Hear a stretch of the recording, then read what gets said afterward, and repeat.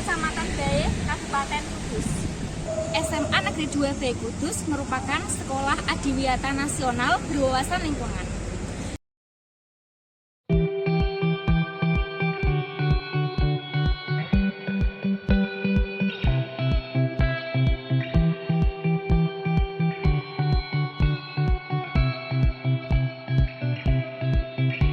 Nah, pada kesempatan kali ini saya akan mengajak siswa-siswi kelas 10 belajar mengenai nanoteknologi.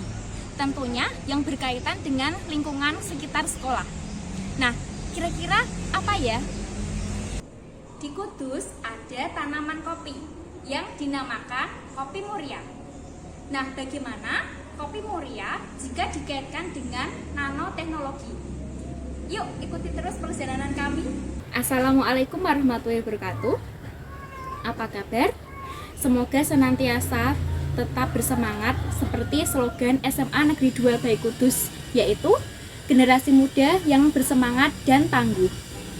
Dan semoga selalu mendapatkan limpahan kesehatan dari Allah Subhanahu wa taala. Saya Utami Novitasari, hari ini saya akan melakukan studi edukasi mengenai proses pembuatan kopi muria di Desa Cendono, Dawe Kudus, tepatnya di rumah salah satu petani, yaitu Mas Farid. Mari kita saksikan bersama.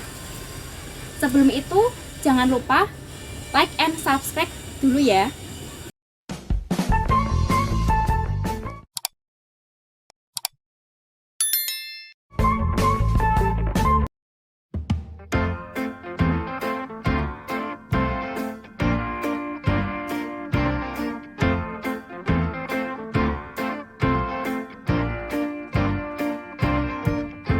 Assalamualaikum warahmatullahi wabarakatuh. Perkenalan dulu, kami dari PPL SMA Negeri 2 Bae Kudus akan menggali ilmu mengenai pembuatan kopi muria, proses pembuatan kopi muria. Sebelumnya saya perkenalan dulu, saya Utami Novitasari dari PPL PPG Prajabatan Universitas Negeri Semarang bersama dengan Esa dan Masi. Mereka dari SMA Negeri 2 Bae Kudus juga akan menimba ilmu pada Mas.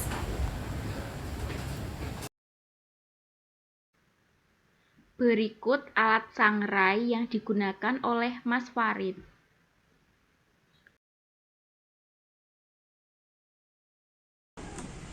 Nek mbak khusus fokus ning nggon partikel, setelah ini digiling, diseduh, jadi ini sampai partikel apa-apa. Nah, yang apa itu yang Produknya ada robusta. nah itu produk-produknya partikel menuju air itu mau menyesuaikan berat. Nah, ini kan udah ngomongnya 10 gram. 10 gram. Oke, 10 gram. 10 gram. Iki ada skalane, jadi 10 gram kopi berbanding 150 mili air. 1:15.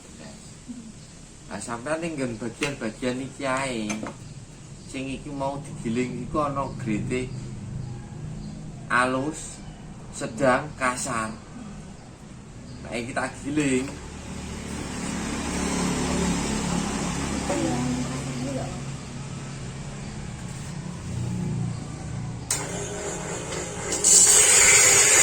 Kita giling kasar. Oh, ekstraksi partikelnya itu ya sempurna.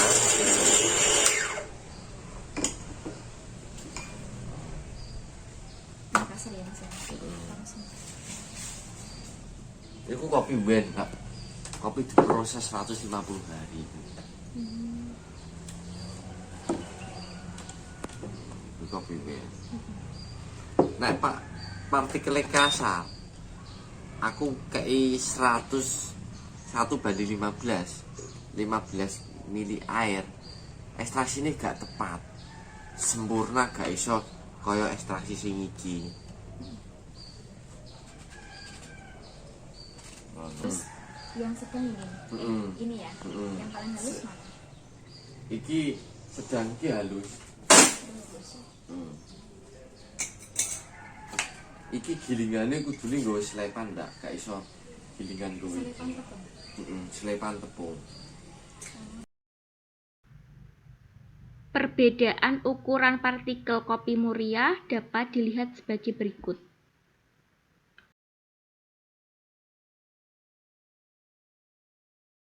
Kopi ku mau kan merah-merah, Mbak.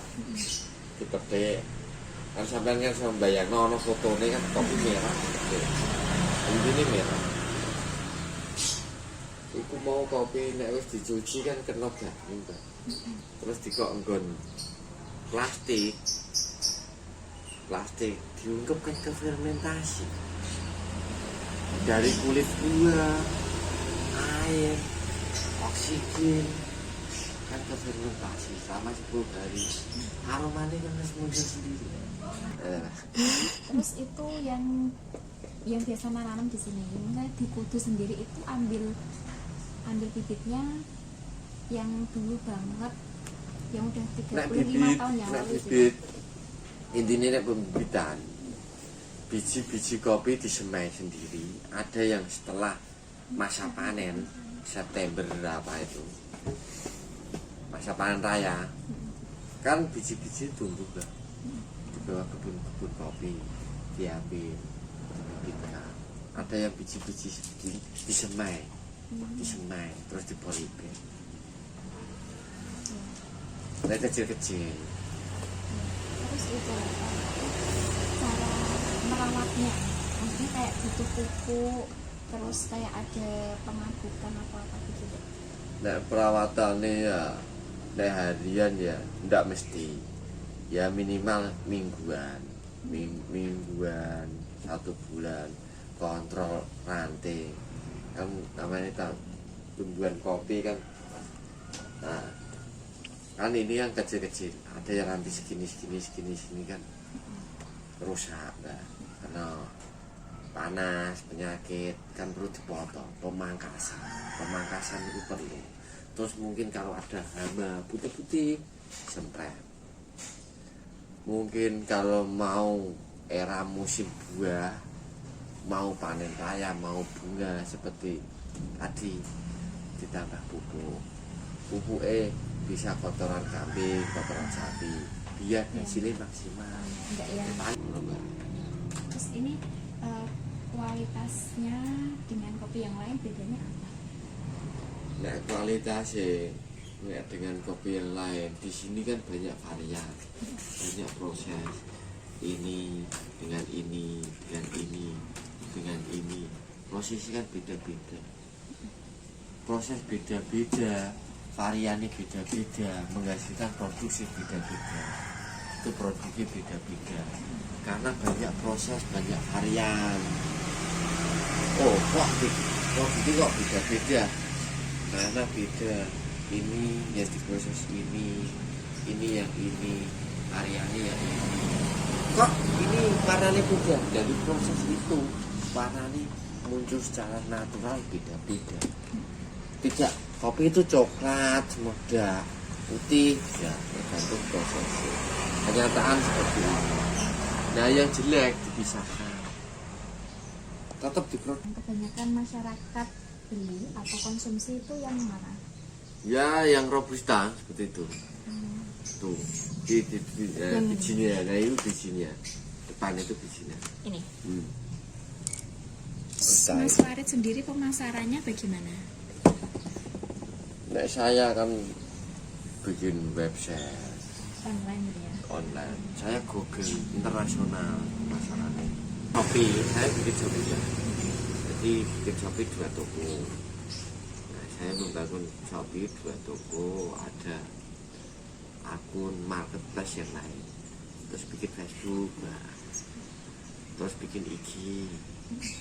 Terus nanti ada website. Terus nanti saya buka pasar. Itu semua welcome untuk reseller baru. Kan pengen jadi reseller, ikut bisa. Terus TikTok, terus luar biasa. Marketplace Facebook. itu kan dipengaruhi oleh tingkat kesulitan dalam produksi. Nah, dari semua jenis kopi ini yang paling sulit nih dari proses produksinya tuh yang mana? Ya, nah, proses produksi paling sulit ini wen. Yang itu ya. Ini prosesnya medie selama 2 hari. 2 hari. Setelah dipetik, disortir selama 1 hari, dipilih yang hijau-hijau, dipilih selama 1 hari. Setelah dipilih, dicuci selama 1 hari, 3 hari, ya katakanlah 3 hari. Setelah dicuci, difermentasi selama 40 hari, 43 hari. Setelah 43 hari difermentasi, didiamkan, dimasukkan ke karung setelah kering seperti ini selama 3 bulan, 90 hari, 133 hari. Setelah 133 hari keluar, diselap seperti ini selama 1 hari, 134 hari. Setelah diselap, disortir, yang pecah seperti ini 135 hari. Setelah disortir jadi bagus seperti ini, dimasak itu 1 hari, 136. Terus setelah dimasak didiamkan selama 4-5 hari, 140. Terus setelah itu baru bisa digiling, kamu nikmati. Berarti dari semuanya tuh yang paling panjang prosesnya yang Panjang, panjang. Proses pembuatan kopi muria dimulai dari tanaman kopi yang masih berbunga. Bunga tersebut akan menjadi biji hijau.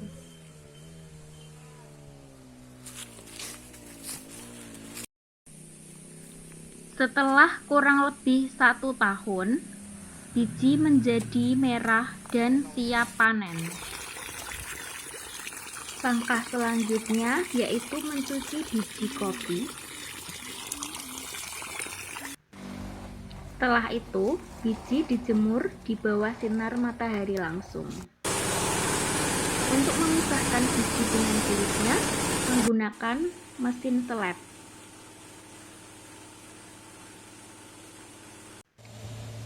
Kemudian dilakukan proses sangrai yang sudah diatur suhu, waktu, dan kecepatannya. Setelah itu dihaluskan dengan mesin yang namanya mesin grinding dan sudah terdapat skala. Semakin besar angka skala, maka semakin besar partikel kopi yang dihasilkan. Assalamualaikum warahmatullahi wabarakatuh. Selamat siang anak-anakku. Masih semangat ya? Sebelum saya mulai pembelajaran pada hari ini, semuanya mohon berdiri. Yuk, semuanya berdiri. Semuanya berdiri ya. Sudah. Jika sudah semuanya berdiri, tugas kalian adalah simple. Tarik nafas, keluarkan pelan-pelan. Sekali ya. Kita harus 3 kali. 1 kali lagi. Keluarkan pelan-pelan. 1 kali lagi. Keluarkan pelan-pelan. Ya. Terima kasih. Silahkan duduk kembali.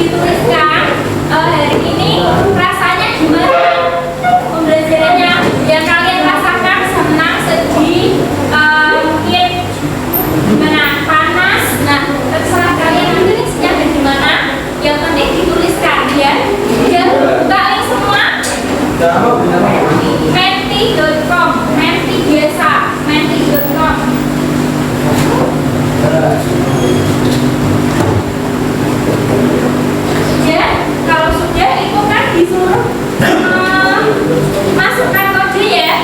Kodenya 6898.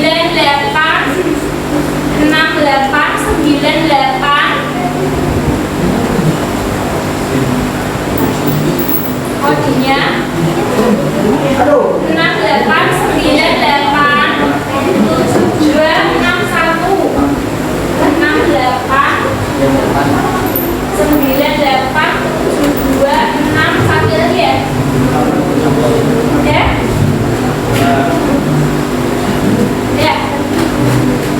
Mana kok belum masuk? Jawabannya? Ya.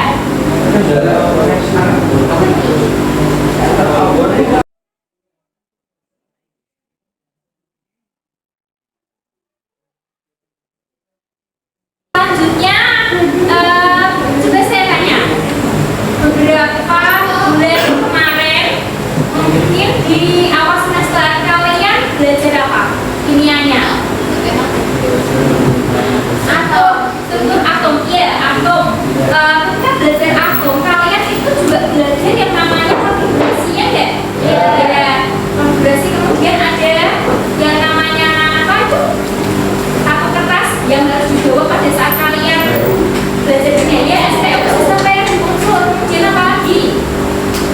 SPU, konfigurasi struktur atom, banyak ya, perkembangan teori atom, Dalton dan kawan-kawannya ya kan. Nah itu kalian nanti jangan lupakan ya, karena akan kalian pakai ketika belajar tentang nanoteknologi ya. Hari ini kita belajar nanoteknologi itu biar masih ingat lagi. Yang selanjutnya nanti saya menampilkan video itu berisi motivasi mengapa kita perlu belajar mengenai nanoteknologi.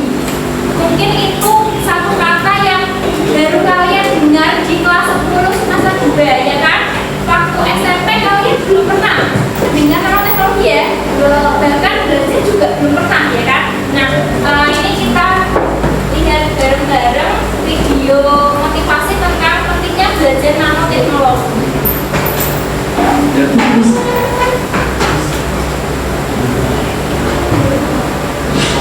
Alam semesta begitu penuh dengan misteri, khususnya buat benda penyusun kita semua bernama atom. Yaitu matahari, bulan, bintang, sampai hewan dan manusia, kita semua tersusun sama benda kecil yang sangat tinggi. Dan dari buku sekolah kita tuh tahu kalau atom ini kecil banget. Tapi kalau bertanya sejak apa, dia sering nggak kebayang. Karena di buku dia digambarinnya kayak matahari dan planet. Padahal bentuk aslinya itu aneh. Ukurannya jauh lebih kecil, dan saking kecilnya benda setipis kertas saja bakalan butuhin 1 juta atom buat nyamain ketebalan. Nah, biar tahu sekecil apa atom sebenarnya, ayo kita coba bandingin besarnya atom sama bola pingpong. Karena dibandingin bola pingpong, atom itu sangatlah kecil. Kalau atom ini kita pompa sampai segede bola pingpong, bolanya ini gedenya bakalan jadi melebihin planet bumi. Ya, atom itu kecil banget. Tapi jangan tersinggung, karena walaupun arti dari atom itu adalah sesuatu yang udah gak bisa dibagi, sebenarnya mereka bukan benda kecil yang manusia. Ternyata di balik atom-atom tadi masih ada sebuah dunia, bukan sekedar kecil, bukan sekedar mungil, tapi udah ibarat setitik-titik paling kecil dalam semesta. Oke, yang perlu diambil dari videonya adalah atom itu sangat kecil. Nah, ketika kalian belajar tentang nano, itu lebih kecil lagi daripada atom tadi. Jadi yang kecil-kecil itu yang nantinya akan apa? Mempunyai kegunaan atau manfaat yang lebih luar biasa, ya. Selanjutnya, saya akan mendemonstrasikan. Ini ada beberapa alat di sini ya. Mungkin kalian baru melihatnya. Di sini yang pertama ada saringan atau ayakan. Ayakan ini ukurannya 400 mes. Apa itu mes ya? Mes itu adalah ukuran partikel nano material ya. Ukuran ayakannya adalah mes.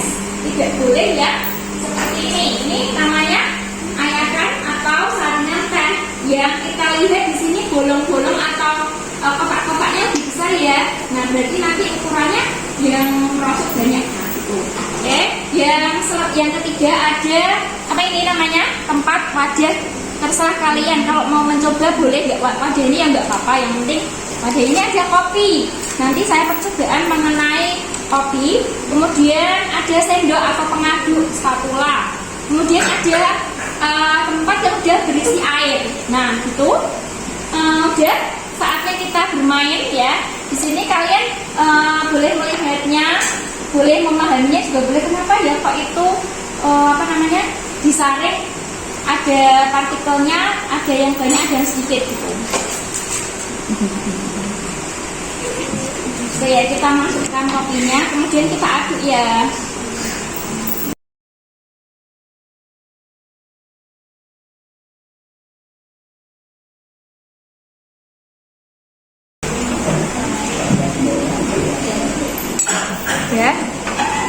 Ya, sudah diaduk rata. Yang pertama mau mencoba yang saringan mes dulu aja ya. Yang mes dulu kita coba saring di sini.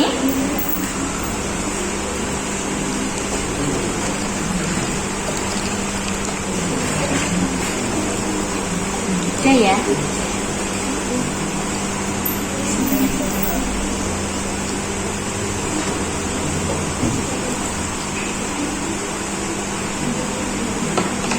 Kemudian yang kedua kita bandingkan dengan yang saringan biasa, saringan teh. Bagaimana hasilnya?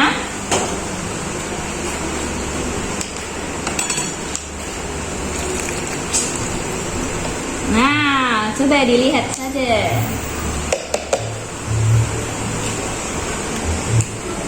Coba kita bandingkan lebih bening mana?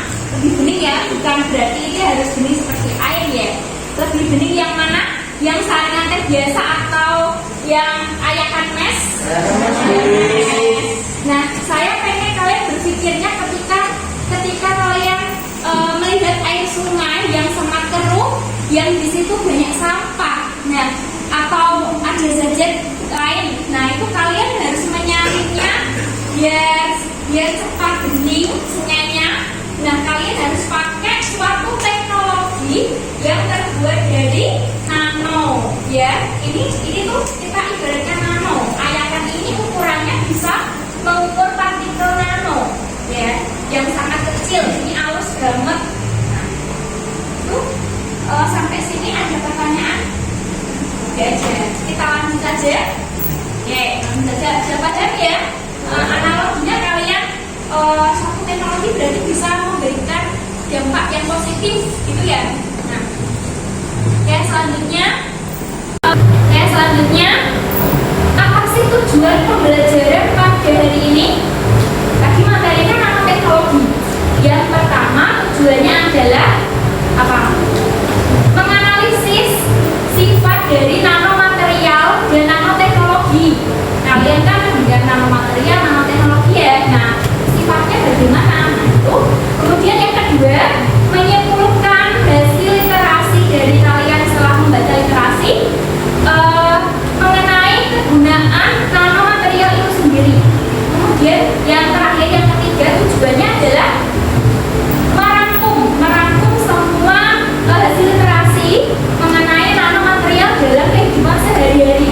Jadi nanoteknologi itu sangat ada pengaruhnya, ada dampaknya dalam kehidupan sehari-hari kita, ya. Nanti kalian bisa belajar yang setelah mempelajari itu. Ya. Oke. Selain itu saya akan kasih tahu hari ini ngapain saja. Nah, kegiatannya kalian cukup ini ya, cukup simpel ya, agar kalian tahu apa itu nano. Yang pertama, nanti saya akan memberikan LKPD yang berisi suatu permasalahan dalam kehidupan sehari-hari, ya. Kemudian yang ketiga sudah nanti bentuknya per kelompok, ya. Yang keempat, nanti saya akan mendampingi kalian diskusi setelah mendapatkan LKPD. Biasanya kalian sering mendapatkan LKPD, kemudian diskusi saya dampingi. Kalau ada pertanyaan boleh dijawab, nanti saya menjawabnya. Kemudian yang selanjutnya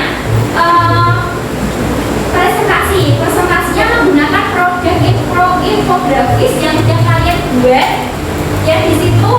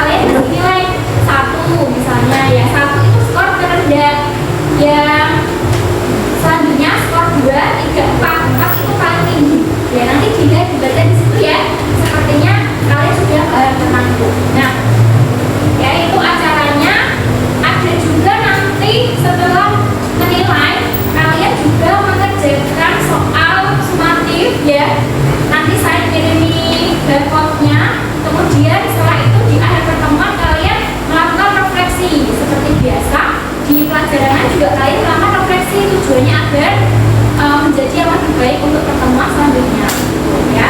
Ya, itu sekiranya acara kita hari ini bisa dimulai ya.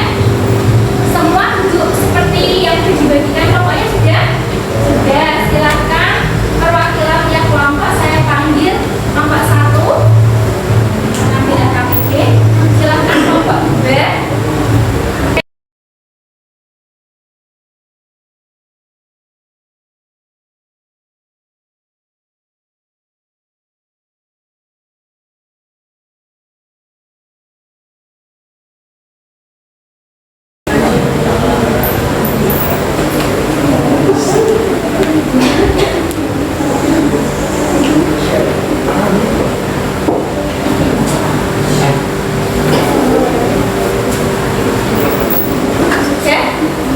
Dibaca ya masalahnya ya. Oke, selanjutnya ke halaman 4 itu ada rumusan masalah yang perlu kalian pecahkan. Kemudian lanjut ke halaman 5. Halaman 5. Dan sebelum kalian melanjutkan menjawab pertanyaan yang ada di LKPD, silahkan kalian buka link barcode yang ada di sini. Silahkan buka link barcode-nya aja.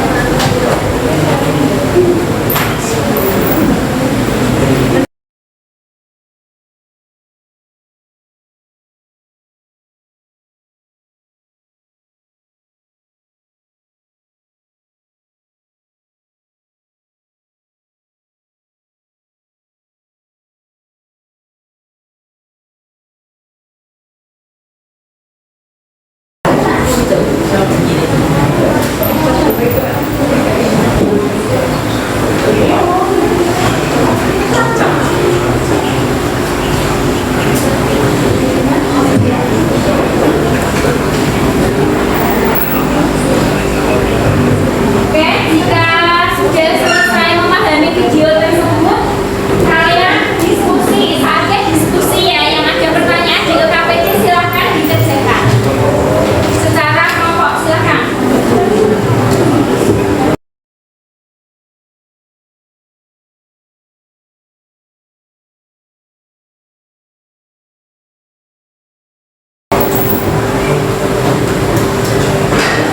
Oke, jika sudah selesai, langsung ke halaman 6 ya.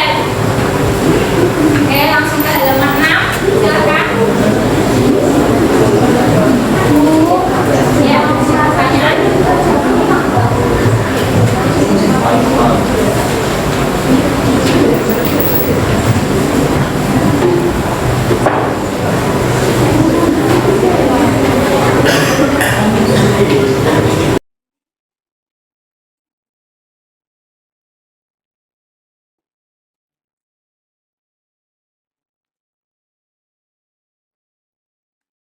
Mengenai permasalahan tadi.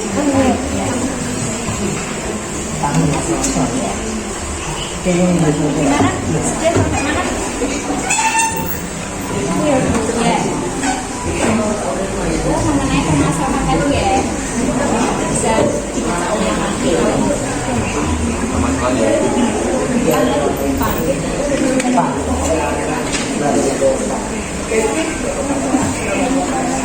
Jika kalian sudah diskusi, saatnya kalian presentasi hasil proyek yang kalian buat, yaitu poster. Oke, poster.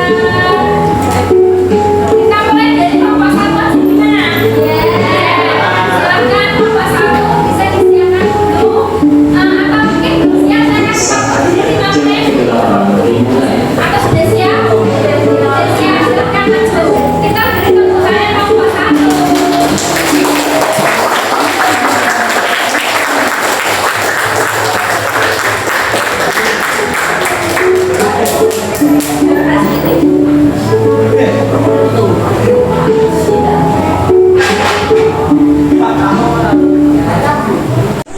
Assalamualaikum warahmatullahi wabarakatuh.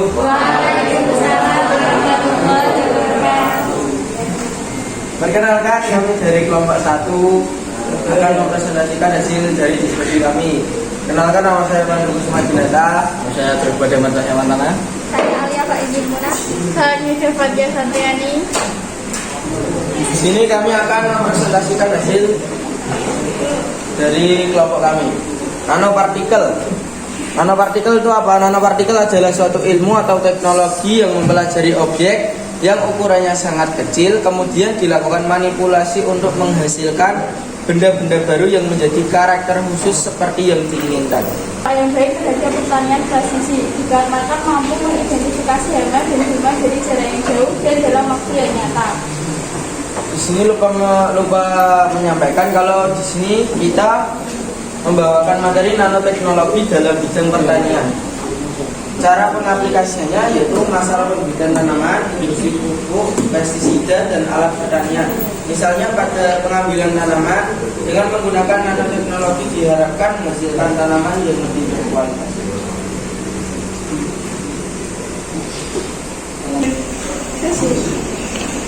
Saya mau tanya. Ya, silakan Yusi. Perkenalkan, nama saya Yusi Widiawardani dari kelompok 2. Jadi dari paparan yang telah disampaikan oleh kelompok 1, saya ingin bertanya, bagaimana peran nanoteknologi dalam bidang pertanian? Terima kasih. Ya, di sini kita akan dijawab oleh teman kita. Oke, untuk menjawab pertanyaan Yusi, jadi peranan nanoteknologi dalam bidang pertanian yaitu kita itu perannya itu dalam pada masalah pembibitan tanaman, industri pupuk, dan juga alat pertanian.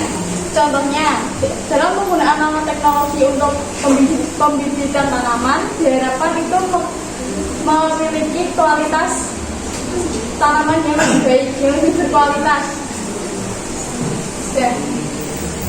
Sekian jawabannya Mbak Yusi. Ya, cukup. Ya, sama-sama. Terima kasih atas jawabannya.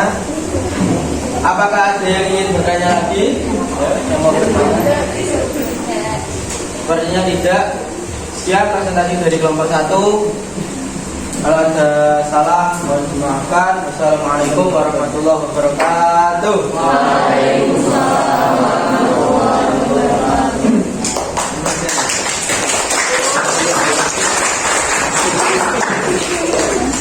Warahmatullahi wabarakatuh. Selamat pagi, selamat siang, maaf. Bagaimana kabarnya? Baik ya. Sebelumnya, izinkan kami memperkenalkan diri sebelum mempresentasikan hasil diskusi dari kelompok kami mengenai nanoteknologi di bidang farmasi. Saya sendiri Yusi Widiawardani, absen 34. Saya Acara Jasa Valentina, absen 8. Saya Naila Yasiro Hakim, absen 26. Saya Dana Hadijan Oranto, absen 12. Jadi seperti yang saya sebutkan pada perkenalan tadi, di sini kami akan menjelaskan tentang peran nanoteknologi di bidang kesehatan dan farmasi. Jadi sama seperti yang dijelaskan oleh Pandu, nanopartikel adalah sebuah senyawa obat yang terkecil dibuat dalam bentuk partikel dengan ukuran antara 1 sampai 1000 nanometer, mengandung material yang dapat digunakan untuk pengobatan sebagai pembawa obat yang senyawa aktifnya telah terlarut dalam enkapsul. Lalu pada bidang farmasi sendiri, nanoteknologi itu ada 2, yaitu nanokristal dibedakan menjadi 2, nanokristal berdasarkan ukurannya, lalu ada nanokarir berdasarkan rute pemberiannya. Sedangkan pada nanokarir itu memiliki berbagai macam, yaitu nanotube, liposom, nanopartikel lipid padat, misel, dendrimer, dan nanopartikel polimerik. Sekian presentasi dari kelompok kami. Mungkin jika ada yang masih kurang jelas, kami membuka sesi pertanyaan. Saya perwakilan kelompok 3 mau bertanya apa yang dimaksud dengan karbon nanotube. Dari Adit akan kami simpan dulu sebagai bahan pembelajaran kami pada berikutnya. Terima kasih atas pertanyaannya. Mungkin cukup pertanyaan dan saya tutup. Saya ucapkan terima kasih atas perhatian kalian semua. Wassalamualaikum warahmatullahi wabarakatuh.